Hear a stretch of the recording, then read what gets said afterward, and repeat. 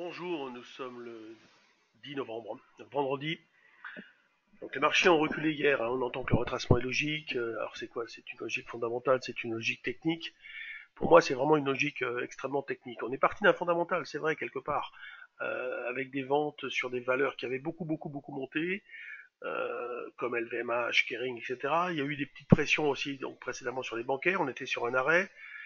On avait recommandé pour notre part d'acheter des puts et on visait les 5380-60. Ça a été atteint hier soir, c'était fantastique. Ça a été très vite, encore une fois. Vous savez que le marché ne peut pas rester calme, tranquille. Enfin, il est toujours excessif. Excessif à ne rien faire ou excessif à faire quelque chose. Donc on a atteint l'objectif. Alors comme c'était fermé sur les options, il fallait tout simplement acheter du futur. De toute façon, la volatilité étant très faible sur novembre, notamment je pense au put 5450, on avait acheté à 15, il valait voilà 80, vous vous rendez compte, 15-80, c'est énorme. Bon, je pense pas que ce mouvement soit extrêmement dangereux pour l'instant. Tout le monde était méfiant, tout le monde reste méfiant et personne ne bouge vraiment. Je parle au niveau des gestions. L'état d'esprit n'a pas changé. Donc les alertes plus importantes, enfin les remises en cause, ça serait 5300, allez 60, où là on continuerait d'en lancer un signal d'alerte si on cassait ce niveau. Et puis le gros niveau, c'est 5335 pour vraiment marquer un arrêt plus long avec une zone neutre. Alors que ce matin, par exemple, on pourrait toujours continuer à acheter sur des replis avec beaucoup de mobilité. Attention, hein, on est très mobile. Bon, hier soir, vous voyez, par exemple ici, là, j'en ai acheté 10, hein, 7, plus, je sais pas, c'est en plusieurs temps ici. J'en ai acheté à 12, vous voyez que ce matin on est au-dessus, hein, de toute façon il n'y a pas de souci, mais j'en ai acheté pas mal. Dans la descente en fait, hein, mais vous voyez là, ça commence. Après j'ai revendu à 93, enfin bon, ouais, j'ai scalpé. J'ai scalpé des écarts de 15, 20, 25 points quand il y en avait, et sinon parfois je voyais qu'il se passait rien, voilà, il faut appuyer sur le bouton. Les marchés sont, comment dire,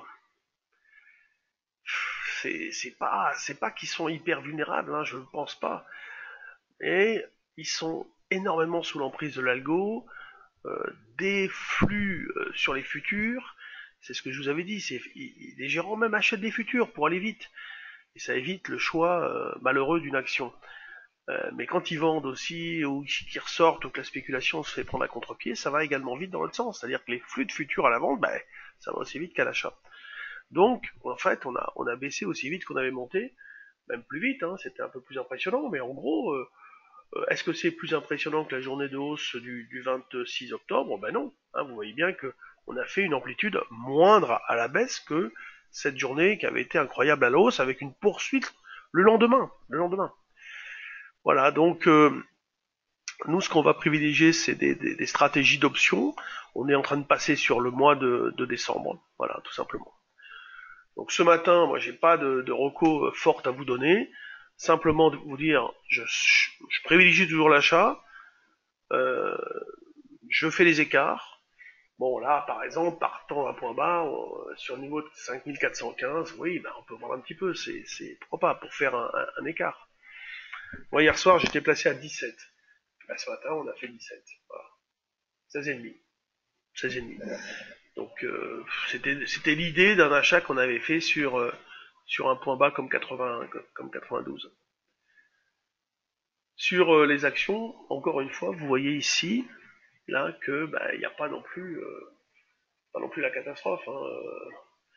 Les AXA L'Oréal dans le plus fort volume, bon, 0,8 de hausse, 1,14 de baisse. Total est à 0,25, vous voyez là. Il n'y a pas de grosse pondée en baisse, ou en fort volume. Enfin, en baisse, quoi. Non, il n'y a rien, quoi.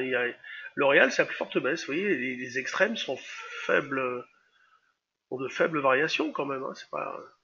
Et puis, on pourrait même dire que c'est étonnant ce matin, étonnant ce comportement extrêmement calme du marché, après un phénomène quand même de vente assez important hier soir.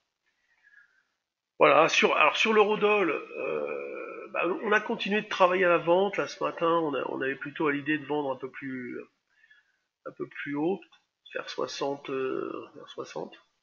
C'est arrêté ici. Bon, c'est pas grave, mais c'est vrai que c'est dommage, on a raté le coche. Hier soir, on l'a fait deux fois. Enfin, hier, dans la journée, on l'a fait deux fois la vente. Bon, on l'a fait. Non, c'est la veille qu'on a peut-être fait deux fois. Je sais qu'hier, on a vendu sur 33. Donc, ça doit être par là, ouais, c'est ça. Une fois, deux fois, voilà. Une fois, deux fois. Ici, ouais, c'est ça. Une fois, deux fois. Et la deuxième fois, il était tard, hein, il était fin de séance. Donc, on est ressorti assez rapidement quand c'est remonté, là. On n'a pas gagné dessus, hein. Et la première fois, on a fait un bel écart. Parce qu'on a fait vendre à 33, on a fait racheter à 3. Là, vraiment, c'était le maximum qu'on pouvait tirer du mouvement, quoi. Et même si 30 pips, c'est pas la mer à boire, hein, c'est pas énorme.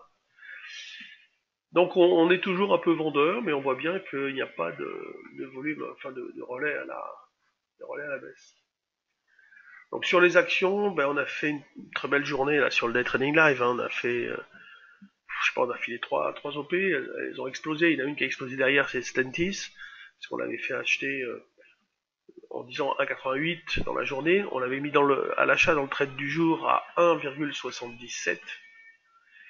Alors, nous, ce qu'on fait, encore une fois, c'est qu'on propose des niveaux de sortie, et après, les gens les gèrent comme ils veulent. D'ailleurs, on va de moins en moins gérer les sorties, parce que les gens sortent bien avant nous, et après, on perd du temps à le faire. Donc, Stentis, vous voyez, hier, elle a fortement boosté. Je vous montre ça tout de suite.